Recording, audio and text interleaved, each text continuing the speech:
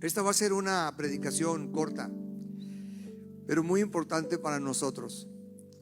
Hoy quiero decirte algo muy importante acerca de la capacidad que Dios te dio a ti para ser un instrumento en sus manos. En este año 2025 Dios quiere trabajar esa área en tu vida. Yo creo que muchos de nosotros hemos recibido más de lo que hemos hecho rendir para el reino de Dios. Creo que la mayoría de nosotros tenemos tanto, sabemos tanto, hemos vivido tanto, que el resultado que hemos dado en términos de fruto para el reino de Dios ha sido todavía poco y en muchos casos ha sido escaso. La mayoría de ustedes han escuchado tantas predicaciones que si tú se las hubieras predicado a otro, hubieras ganado mucho más para Cristo, más almas para el reino de Dios. Algunos de nosotros no hemos ganado la batalla todavía para ganar a nuestras propias casas, a nuestras propias familias. Algunos de nosotros no hemos ganado todavía el buen testimonio que tenemos que ganar para nuestros vecinos alrededor de nuestro hogar, o nuestros familiares, o donde nos movemos en el trabajo. Y nos falta entender qué tan empoderados hemos sido de parte de Dios y con cuántas habilidades espirituales y poder espiritual nos ha dotado nuestro Dios. Y en este año Dios quiere trabajar contigo la realidad, la revelación del empoderamiento que Dios ha puesto en tu vida a través del Espíritu de Dios que hizo morar dentro de ti. Pero quiero que mantengas en mente durante este mes este pensamiento en tu corazón. Dentro de ti como creyente mora el poder que levantó a Jesús de entre los muertos.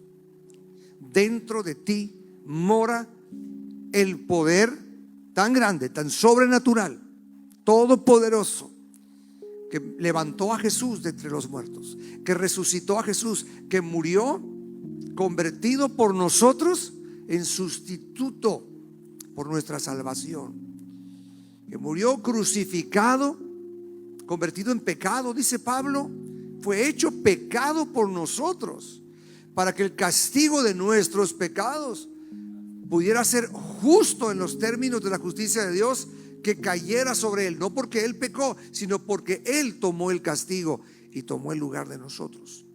Así que en ese cuerpo de carne murió por ti y por mí, y cuando Jesús muere y toma nuestro lugar de pecadores y nos abre el camino al Padre, fue enterrado, descendió al Seol, pero el Espíritu de Dios le levantó de entre los muertos, obró la resurrección del cuerpo de Cristo.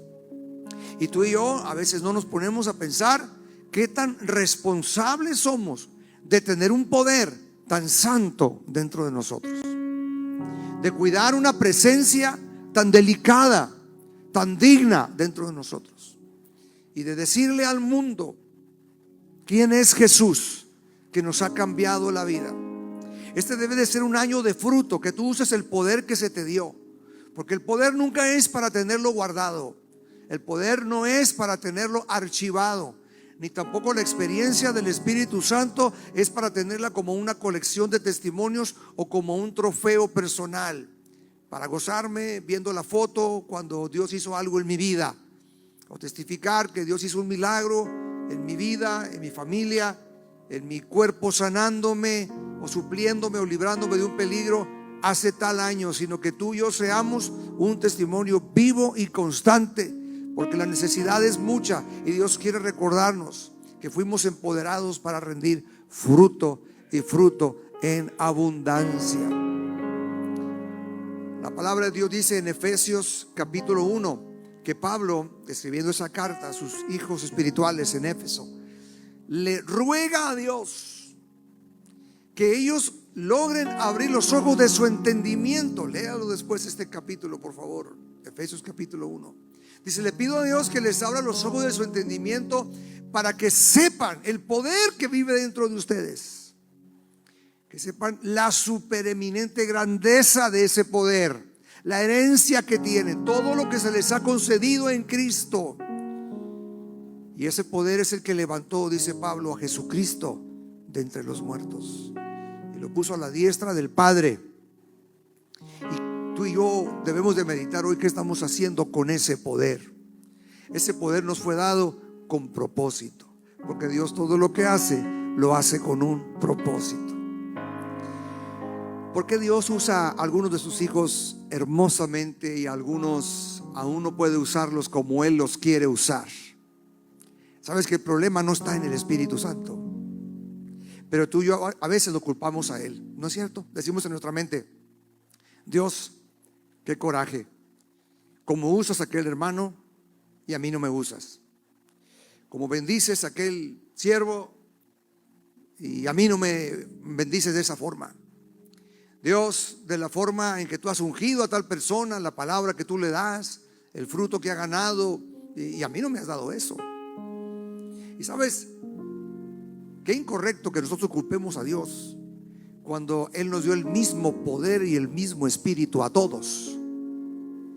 La diferencia está en la limpieza del vaso que somos tú y yo, o en la falta de limpieza de ese vaso.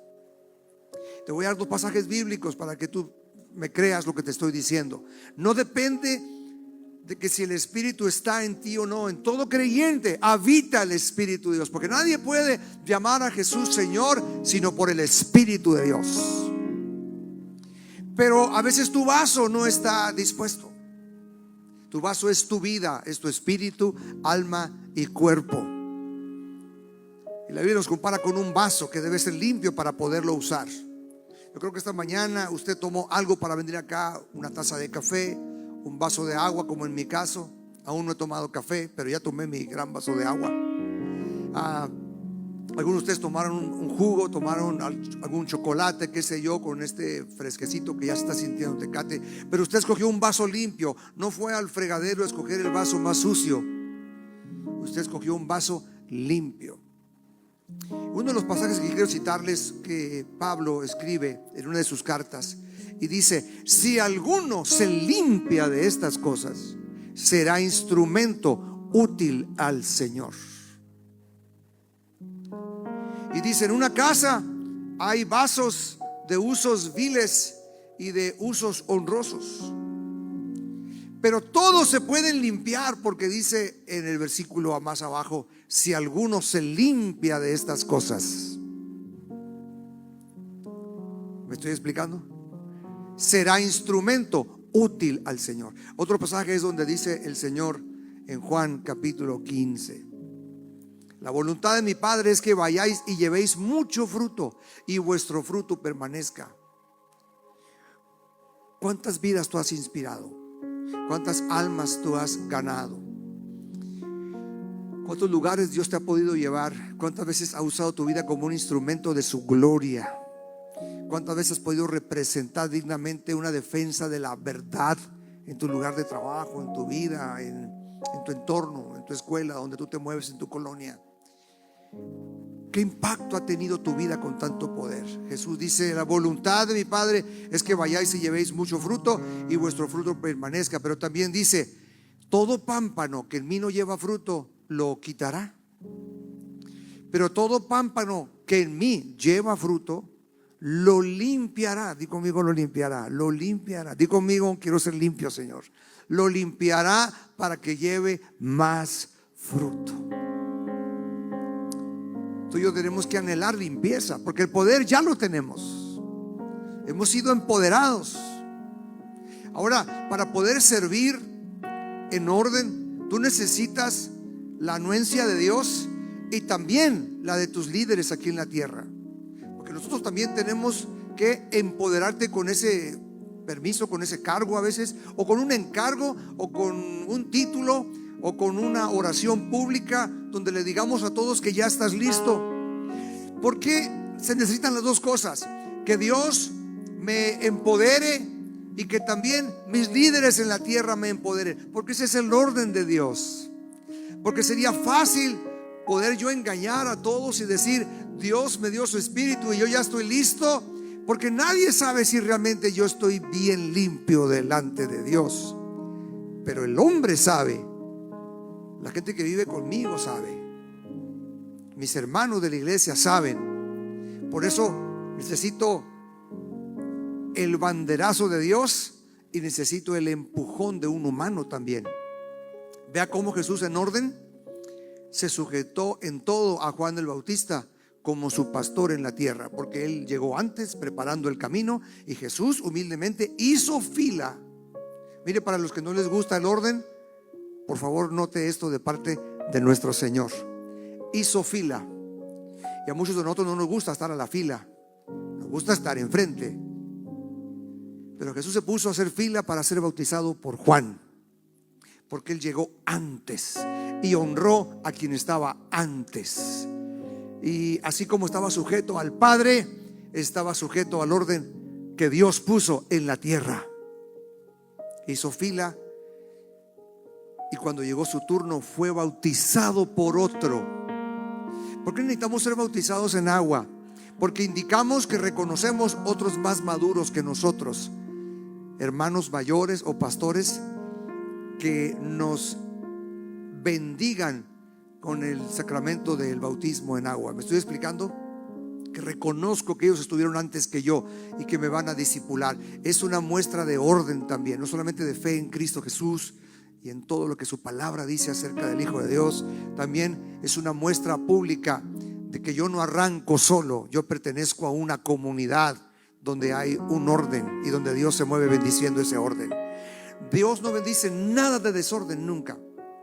Dios bendice siempre el orden. Y Jesús hizo fila, y cuando llegó su turno lo reconoce Juan y dice: Señor, yo debía ser bautizado por ti. Dice: no, bautízame, porque así conviene que cumplamos toda justicia, todo mandamiento. Yo fui enseñado, como no lo dijo así Jesús, pero es lo que quiso dar a entender, ¿no? Cuando le contesta a Juan: yo fui enseñado por mi padre y por mi padre adoptivo aquí en la tierra, José, a cumplir todas las cosas correctamente, a pasar por los procesos. No arranqué a mis 20 años porque soy el Hijo de Dios a hacer milagros cuando yo quería. Me esperé en el tiempo de mi Padre Celestial, y mientras me sujeté a mi Padre terrenal. ¿A alguien le está hablando Dios o nada más a mí, compañeros?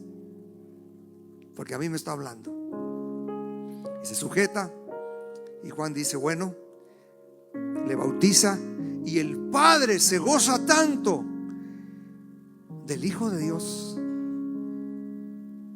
que abre el cielo y deja oír su voz y dice: este es mi Hijo amado, estoy contento con él, estoy complacido con él, me gusta, me complace, me place su humildad, su sujeción. Por eso Dios le dio un nombre que es sobre todo nombre. Dale un fuerte aplauso, amén, porque se humilló hasta lo sumo.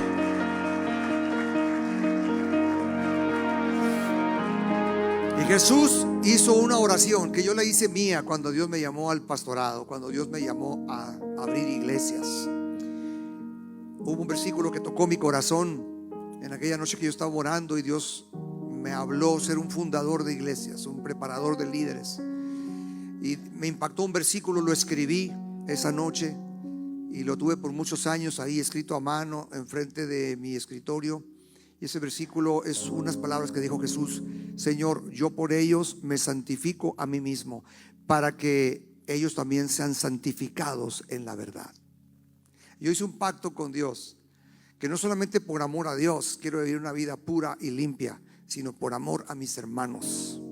Por ellos yo me santifico a mí mismo, para que ellos sean santificados en la verdad. Jesús se santificó entregándose al propósito, y se mantuvo santo, y se mantuvo en honra, no solo por amor al Padre, por amor a nosotros. Limpie su vaso, porque el poder ya lo tiene. Dale un fuerte aplauso al Señor. Empoderamiento.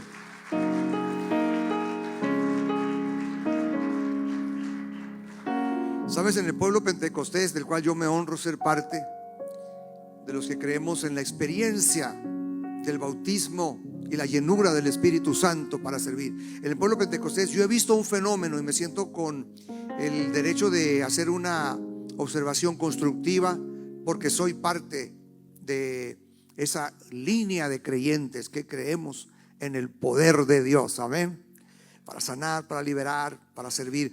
Pero amados, yo he notado que muchos hijos de Dios con una experiencia pentecostés la guardan para sí mismo.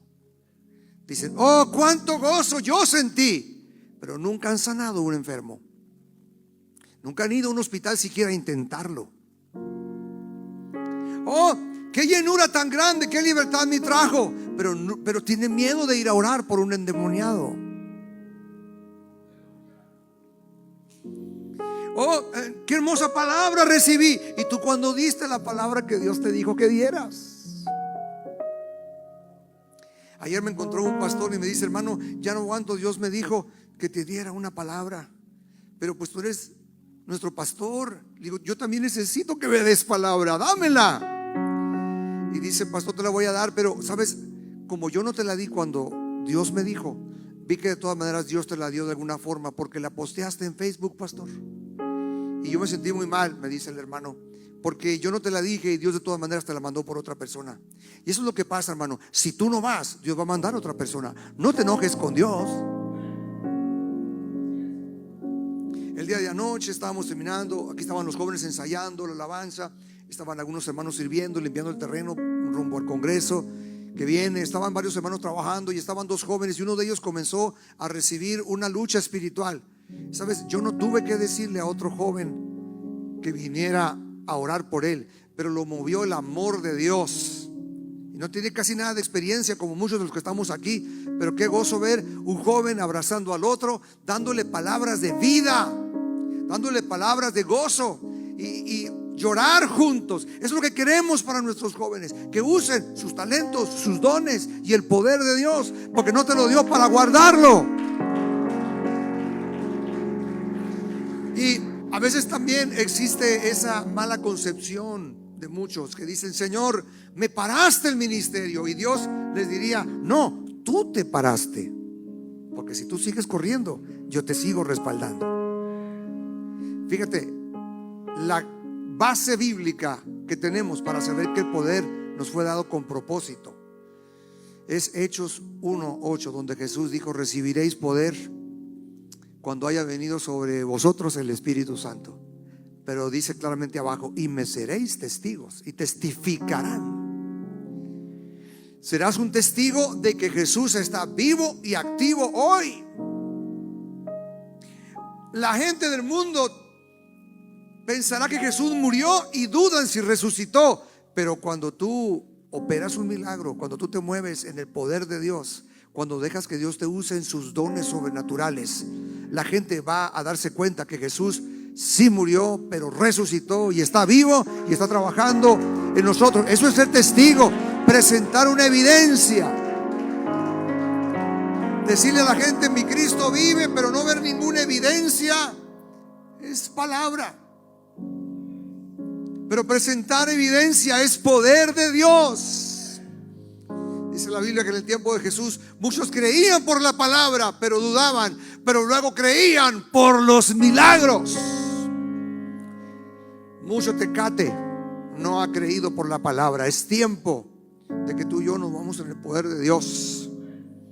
Y sabes, algunos dirán: no, el pastor Ariel no entiende que yo no soy un predicador. Simplemente extienda la mano con la persona que Dios le va a poner esta semana para que lo abrace y ore por él y rompa la pena y quite la vergüenza. La Biblia dice: no nos ha dado Dios espíritu de cobardía, sino de poder, de amor y de dominio propio. Te tiene que mover el amor por la gente. Haz lo que puedas, pero comienza esta semana y usa el poder, y que este sea tu año de empoderamiento, de usar ese poder, porque te lo ha dado. Y yo quiero leer un pasaje con ustedes en Mateo capítulo 10, versículos del 1 al 8, donde el Señor va a hablarnos algunas verdades que van a formar nuestro pensamiento para que Él pueda cumplir su propósito en nosotros. Dice Mateo 10, 1. Está hablando de Jesús en el momento que está llamando a los 12, después de que estuvo orando. En el capítulo anterior, no voy a pasar por ahí, pero en el capítulo 9 Jesús motiva a todos sus seguidores, a las multitudes que había ganado. que pidieran que Dios enviara obreros a la mies, porque Jesús solo estaba haciendo casi todo el trabajo. Dice que Jesús, me voy a regresar recitándoles unos versículos anteriores, no lo busquen, pero en Mateo 9 dice que Jesús recorrió todas las aldeas, las ciudades, enseñando, predicando y sanando. Significa que era un trabajo muy agotador para una sola persona, porque solo enseñar o solo predicar o solo orar por los enfermos es muy agotador, y Jesús estaba haciendo las tres cosas. Pero al ver la multitud vio que eran como ovejas que no tenían pastor, entonces necesitaba obreros que cuidaran de esas ovejas. Y le dijo a la multitud: rueguen al Señor de la mies que envíe obreros a su mies. Otro de los evangelios nos da un detalle donde dice que Jesús, antes de llamar a sus 12, pasó la noche orando.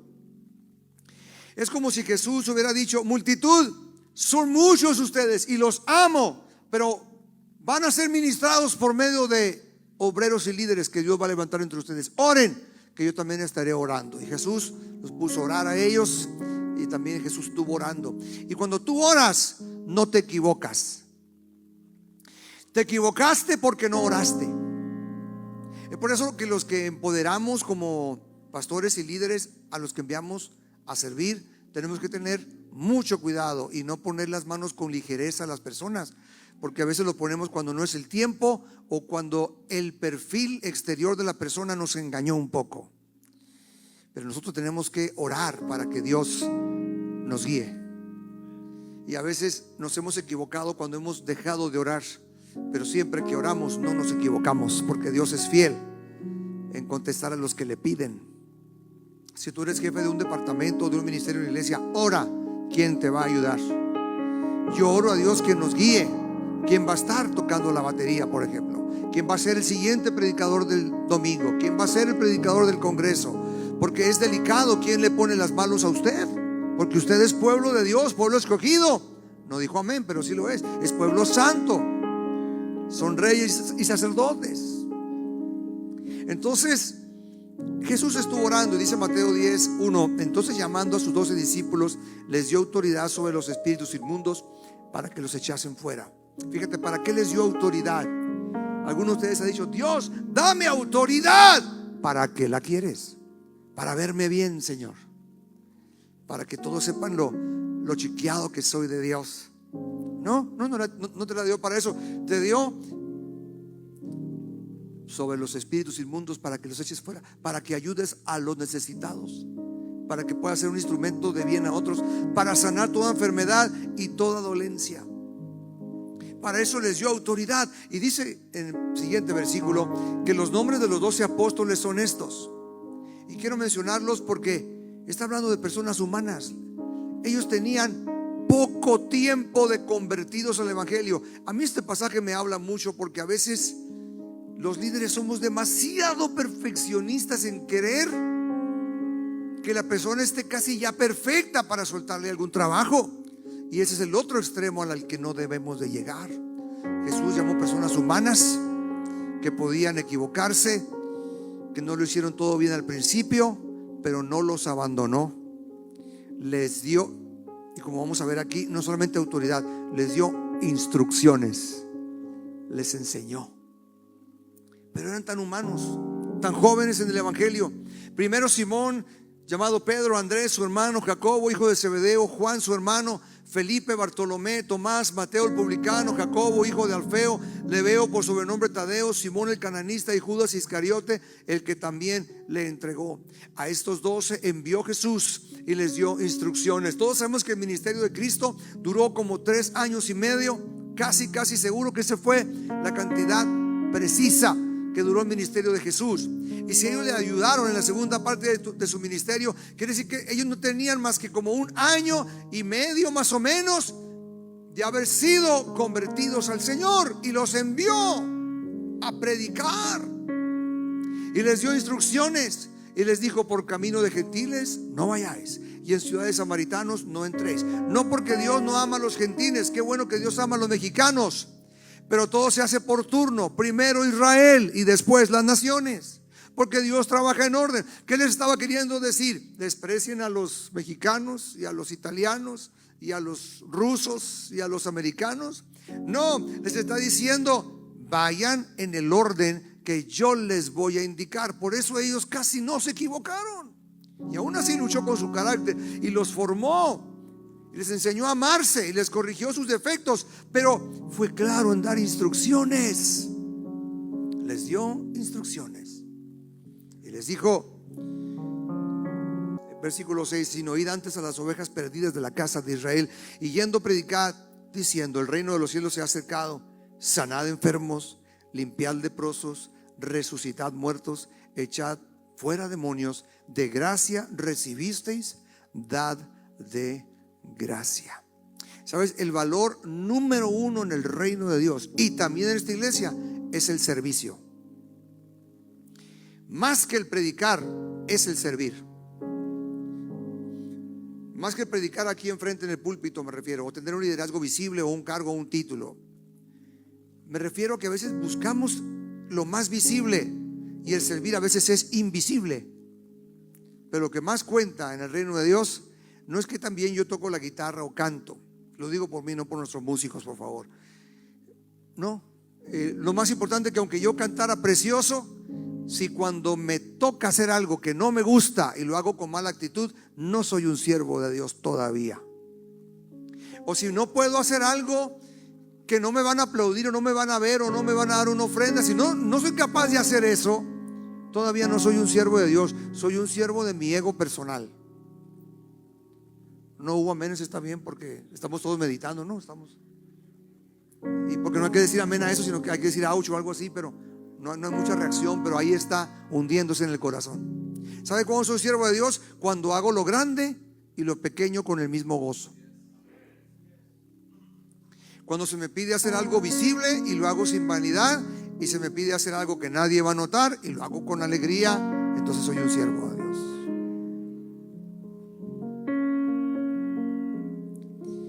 Dios quiere que tú y yo demos fruto como nunca, porque nos ha dado el poder que levantó a Jesús de los muertos. Dale un fuerte aplauso a Dios.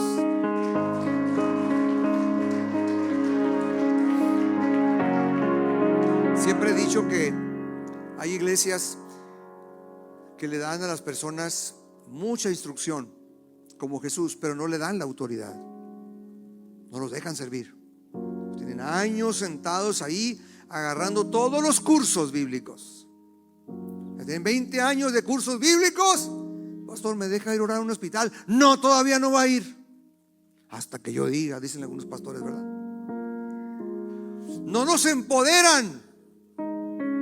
Pero hay algunas otras iglesias que se van al otro extremo, que les dan toda la autoridad. Dicen, qué lindo, todos están sirviendo. Después surgen muchos problemas porque no les dieron instrucciones, no les dieron mentoreo, no les dieron lo que hizo Jesús, una relación, un ambiente que ellos iban y predicaban y después regresaban y le platicaban lo que habían hecho. Dice que le contaron todo lo que habían hecho y Jesús iba corrigiéndoles según la necesidad.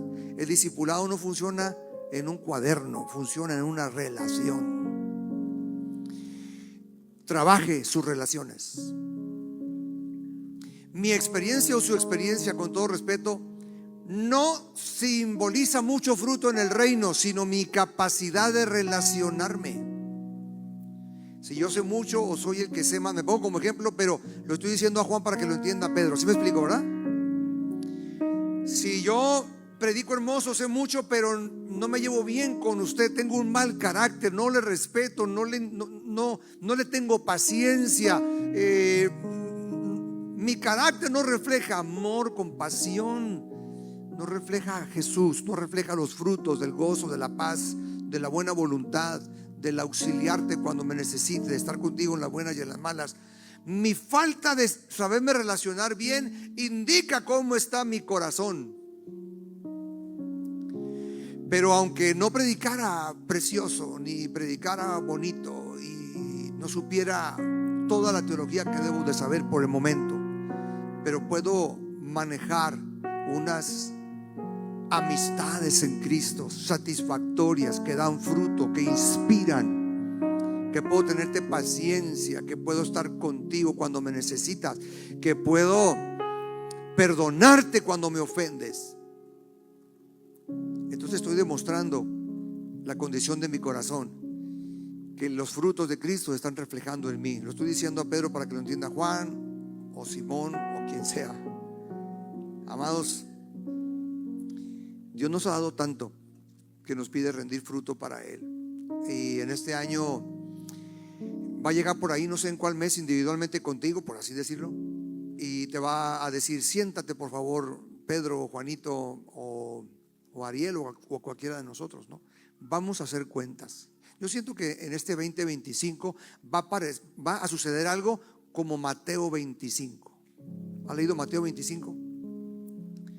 Vuelvo a repetirlo. Yo siento en mi corazón que el año 2025 Dios va a visitarte como hizo visitas en Mateo 25, donde dice que a los que les dio un talento le pidió cuentas de ese talento, y al que le dio 2, 3, 5 o lo que les haya dado a cada uno, se sentó y le dijo: hagamos cuentas. Señor, dijo uno, 5 talentos me entregaste, los trabajé, Señor, y aquí tienes estos que he ganado para ti. Y sucesivamente. Después llegó con el que le había dado 1, le dijo: mijo, a ti nada más te di 1, ¿cómo te fue? Señor, yo tuve miedo y lo enterré el talento, Señor. Antes de que te llegue tu Mateo 25, comienza rapidito a trabajar tu talento, que Dios viene a requerir fruto. Fíjate lo que dijo el hombre que tenía un talento: Señor, yo sabía que tú ciegas donde no sembraste. Pues claro, Él es Dios, Él tiene derecho, Él nos da la semilla, yo la tengo que sembrar, la tengo que regar, la tengo que cuidar, y yo tengo que dar fruto. Yo le he creído a Dios que como iglesia vamos a dar mucho fruto en las naciones. Vamos a dar fruto en Tecate, vamos a dar más fruto en México. Juntos lo podemos hacer más fácil. Súmate. Nosotros no queremos que se nos pase el tiempo de empoderarte. Creemos que este año es el tiempo de empoderarte, es el tiempo de soltarte. Yo siento que es el tiempo de soltar a mi hijo Shalom algunas cosas, y me tiemblan las piernas porque no son cosas fáciles que le quiero encargar. Él no sabe, luego lo platicamos. Acabo que es el 2025. Él es mi hijo mayor, pero voy a tener que tener una plática pronto con él y con su esposa, y empoderarlos. 2025, Mateo 25, la parábola de los talentos. ¿Cuántos quieren rendir buen fruto para Dios?